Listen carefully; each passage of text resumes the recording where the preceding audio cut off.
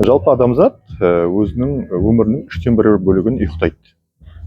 Біздерге көп манағы бұрын біздер білетін нәрселерден айтамыз. Біздер манағы өзіміздің саналы өмірімізді жұмыста өткіземіз, үйде тек қана азғантай боламыз, сосын көп бөлігін ұйықтаймыз дейміз де. Бірақ осы ұйқы бізге не үшін берілген? Не үшін жалпы адам не үшін ұйықтау керек? Жалпы тек адам емес, барлық мақұлық ұйықтайды ғой. Бірақ осы ұйқы не үшін берілген? Біздер соған мән бермей жатамыз. И ойлап қарасаңыздар, тек қана осы адамзат екен өзінің ұйқысын саналы түрде тежей алатын, енді осы ұйқының маңызы туралы айтқым келеді. Жалпы осы сапалы ұйықтау арқылы адамдар бірнеше проблемасын шеше алады. Сол проблемалардың ең маңыздысы және ең біріншісі, бірегей деп айтуға да болады, ол осы біздің денсаулығымызға қатысты мәселелер.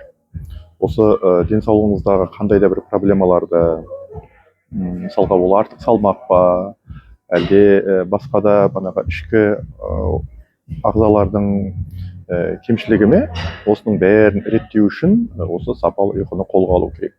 Біздер осы жақын арада, осы жаңа жылдан бастап деп айтсақ болады, осы сапалы ұйқыны қалай қалыптастыруға болады, сапалы ұйықтау үшін қандай өзіміздің әдеттерімізді, жақсы дұрыс әдеттерді өзіміздің өмірімізге енгізуіміз керек. Сол туралы айтқымыз келеді. Жаңа марафон бастағымыз келеді.